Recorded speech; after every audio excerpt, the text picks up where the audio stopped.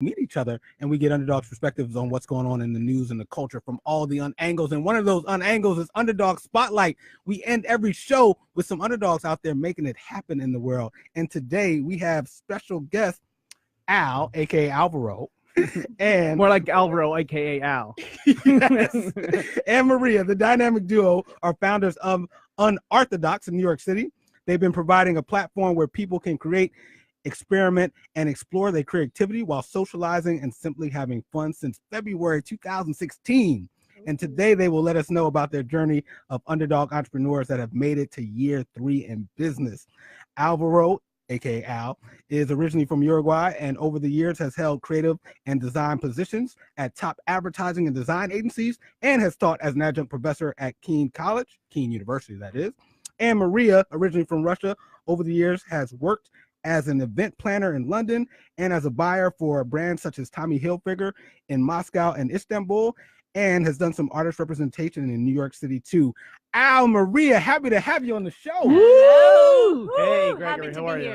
Happy to have you. I have to say, I'm really here to run for president, so I'm trying to advertise.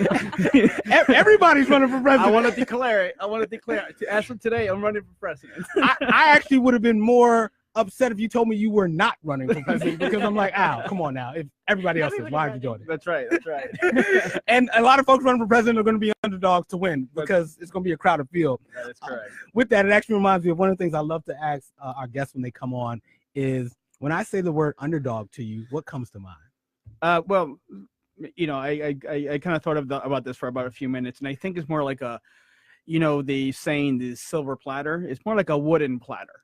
So that's the way I look at it. It's like people who go into business or something, a competition, which didn't have the opportunities to do what some others may have done. Like, for instance, the silver platter concept. I didn't get any money. I didn't get any special education because of, you know, my family or anything like that. So that's the way I look at it. It's like building my way up from a wooden platter to a silver platter. Yes, indeed. And it's awesome when that platter turns into silver. Yes, absolutely. And it's a bit more even rewarding when we know that we created that platter. Well, I'm still mahogany. I mean, I started with plywood, still working my way up, still like kind of like an oak somewhere around there. But yeah, I'm definitely working up.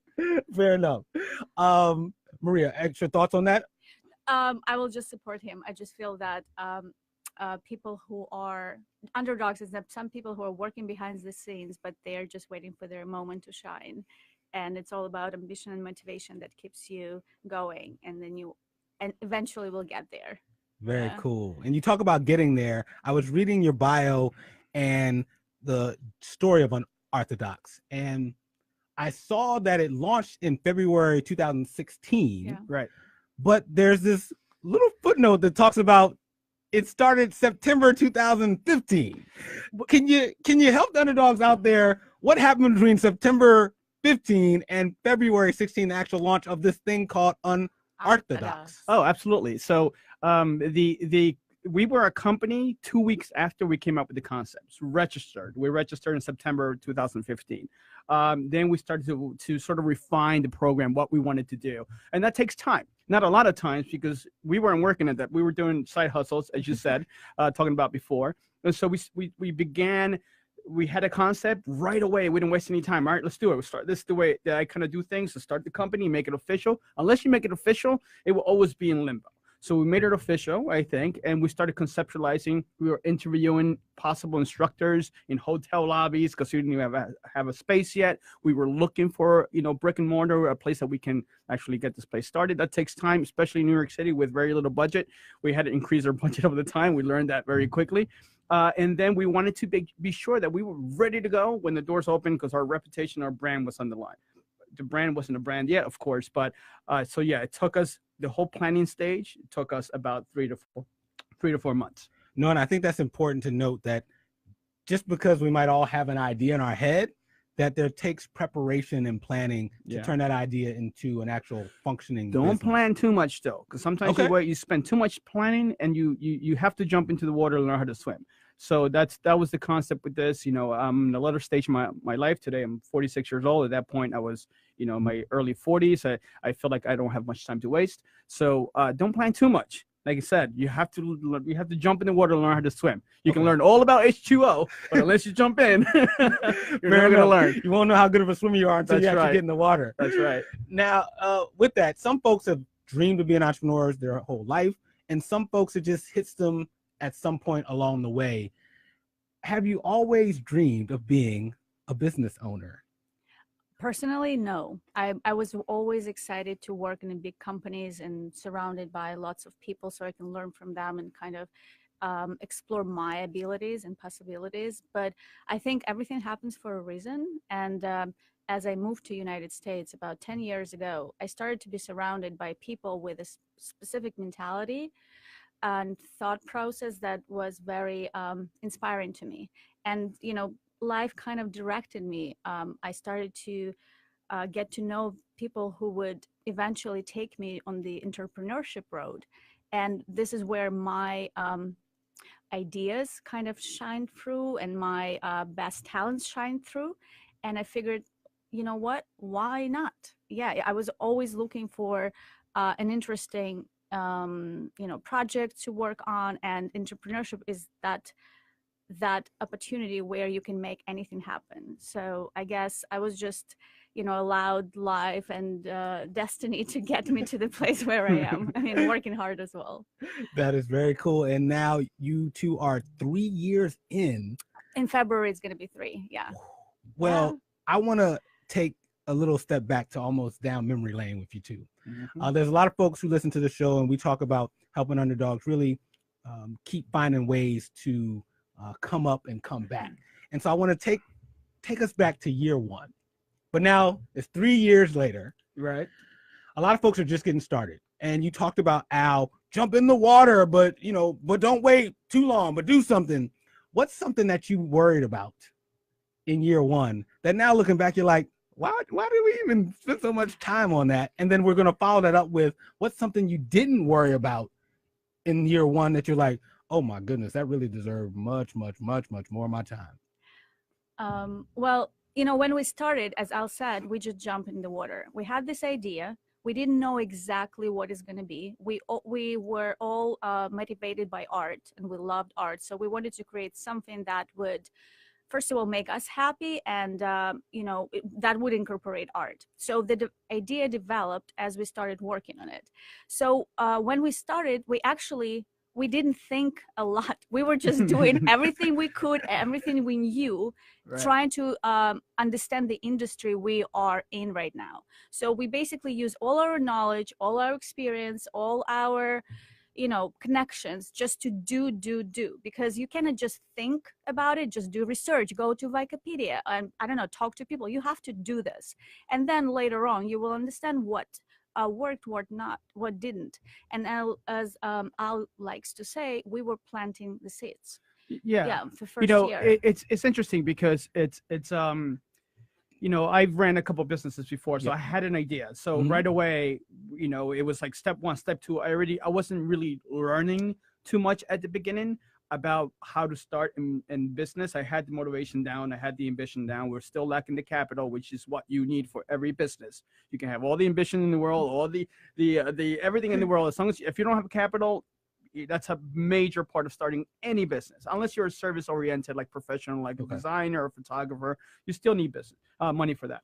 But as far as what we worried about then, that or vice versa, that we don't worry about now, it's really money is always an issue, right? Every business, when you're talking about money, you always worry about money regardless of how much money you make. But to us, I didn't have many worries, because I learned that, for instance, 90% of the time you're going to make mistakes in business, right? But most people think that as failures. I always looked at it as a lesson learned.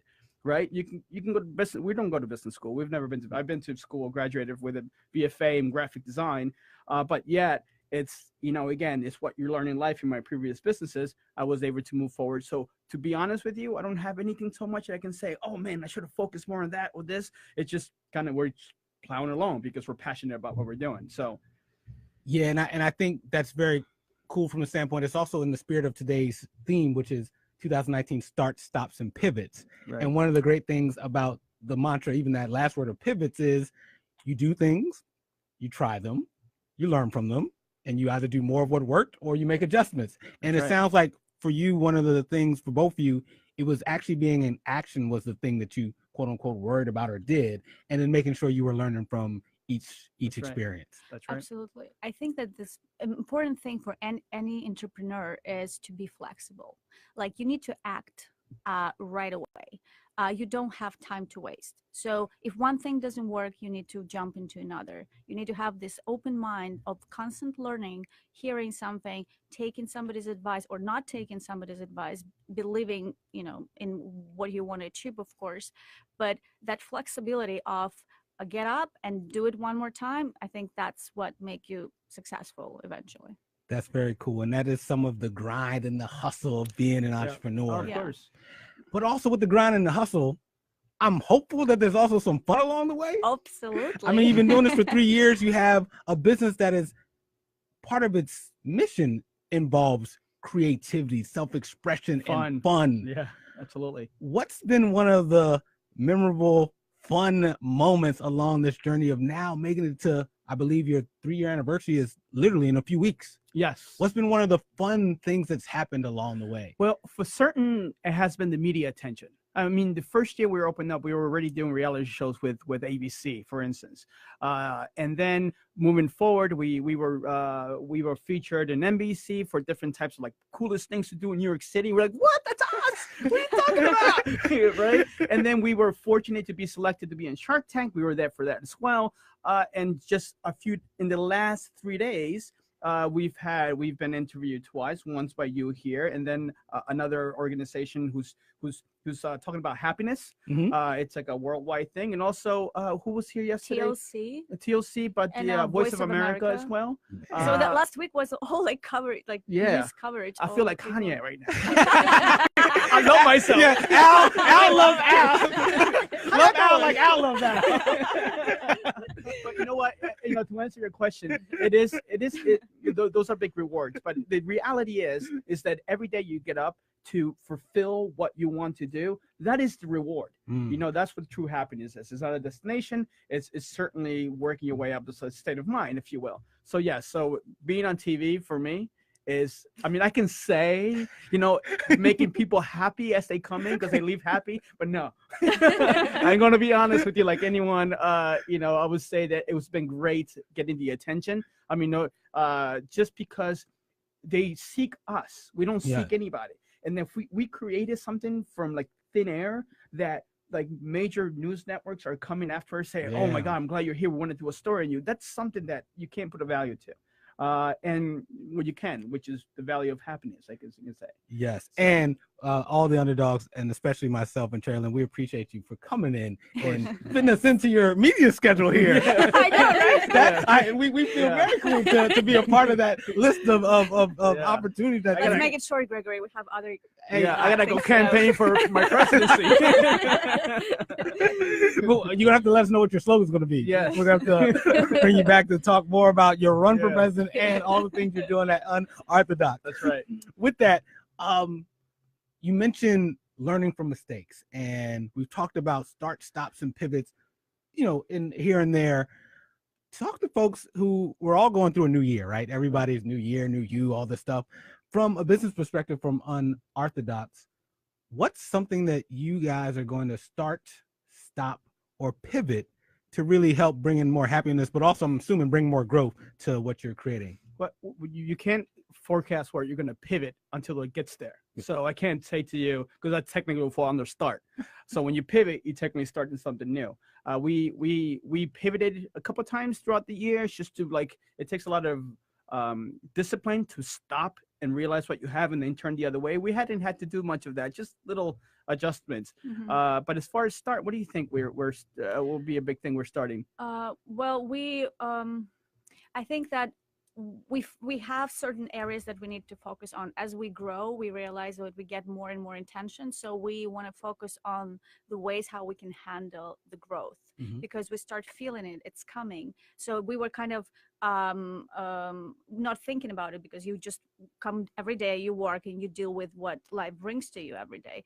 Right now we want to focus on the right ways of handling the clients, the growth, the traffic that's coming in, the attention, so that we can perform on the specific level that we want to be at. I love that. Preparing for growth, which means there's a spirit of positivity, but also you put into work to actually. Well, you cannot live without it. I mean, you cannot expect the failure, right? It's not going to keep you going. So yeah, you always expect the good things happen, and then if the pivots are happening, well, okay. Yeah, well, that's it's life. It's like you said, like Maria said before, as long as you catch it and then you make the decision to pivot, that's the important part. And this is when you take both advice from other people and yourself, because nobody can tell you how you feel and what your personal goals are. And essentially that's what it's all about. It's about personal goals. It's, you can take certain advice and then, sometimes you can say, oh, thank you. Sometimes like, yeah, thank you, but you don't truly understand my position where we are. But yeah, so understanding where you need to pivot is key to staying successful.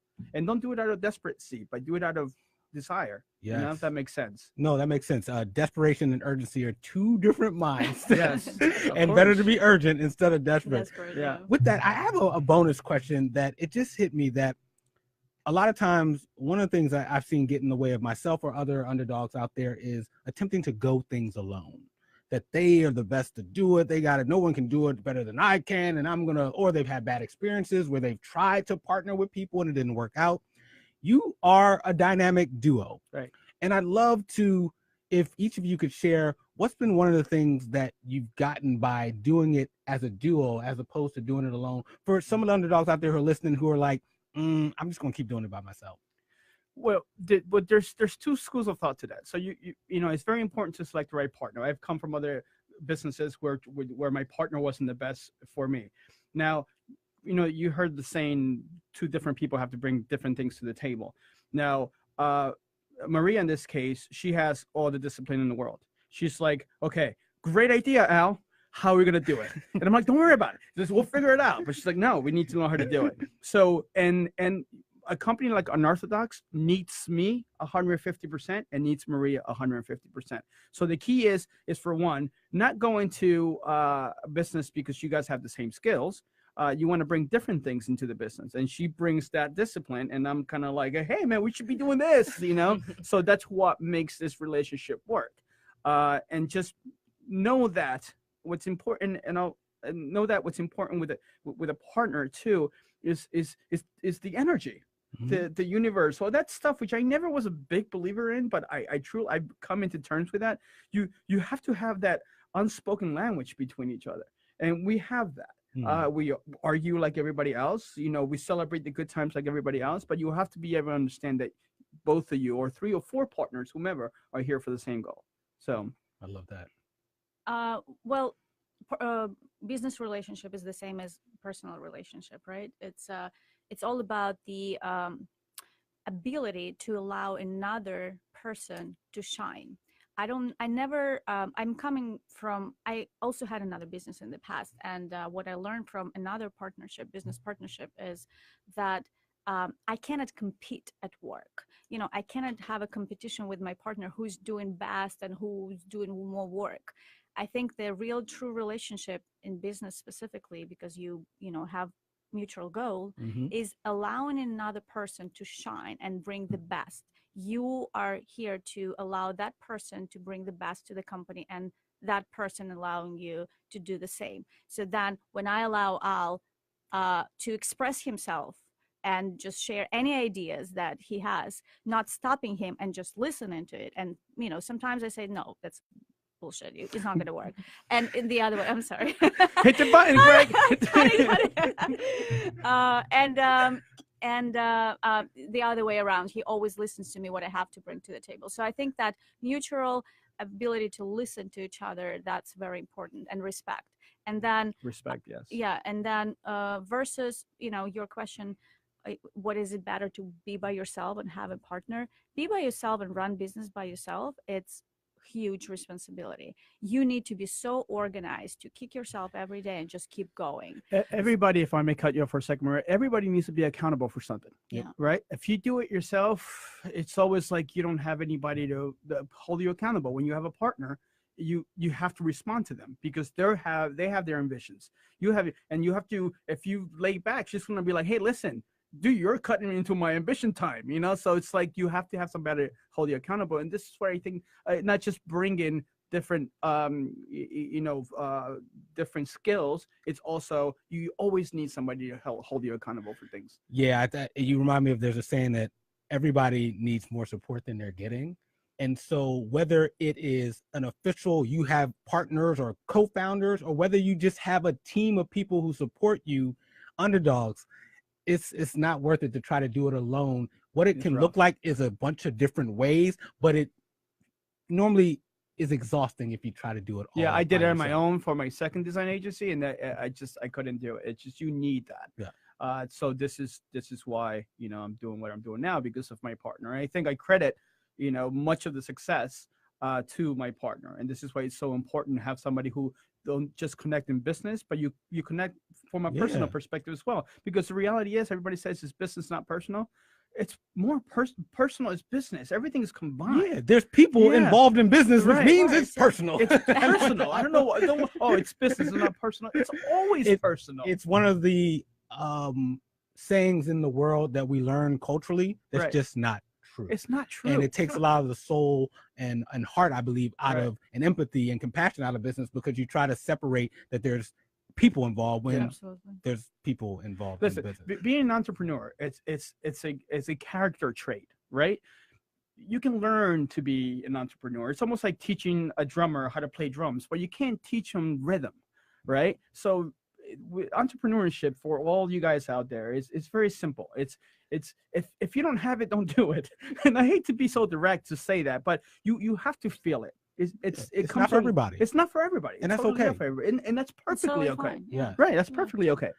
But one thing we have learned is, especially after being 3 years in, entrepreneurship is for both of you. Yes. And a lot of underdogs have been listening to this. They know a little bit of your story. They know a little bit about your journey, but they probably want to know, how can they get in contact with you and how can they work with you at Unarthodox? Oh, we don't work with anybody. It's just us two. That's it. We're invincible. And those media companies that you those media. Well, it's very simple. You can contact us through our emails, Maria at unarthodox.com or Al at unarthodox.com. You can always visit our website, unarthodox.com, or you can call us and talk to us. We're always willing to help you understand. Our number is 646-964-4733, and you can always call us. Hey, listen, I heard you're underdogs, and then we can certainly talk to you and kind of help you along. We'll send Gregory the bill later, so don't worry. Thank you. We're here to help. Yeah. So those are different ways. Maria, any other way? Any type of? I mean, depends on, if you just want to talk about live, definitely give us a call. If you want to come and experience what we do, that's the best way to do, is check our public events calendar on our website, www.unarthodox.com. Or if you want to plan a party, just submit the form online and we'll get back to you and tell you more about it. And for sure, either myself or Maria will get in touch with you, because our initial contact with our clients are directly from us. Yeah. That is good stuff. I want to say thank you to Al Maria of Unarthodox for stopping through and letting us know about their journey. Yes, I just want to say I want to cut taxes. I'm going to go healthcare for everyone. Albert Montana 2020. Al for president. With that, we're going to take a quick break, and then when we come back, the big finish to episode 98. More Underdog Stuff after this quick break.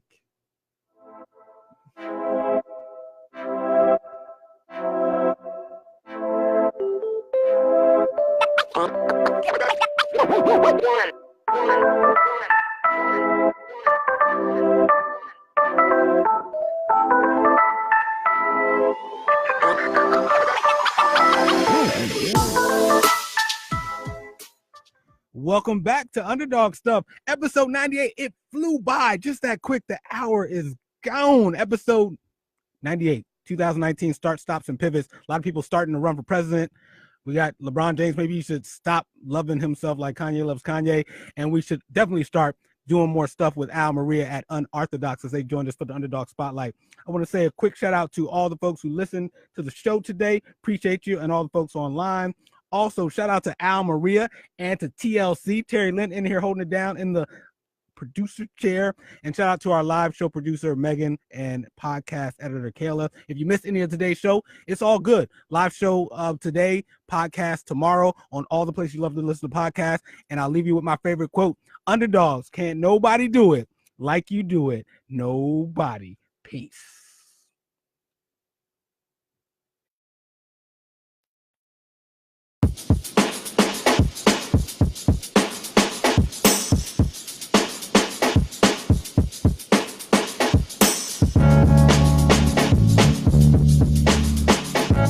Thank you.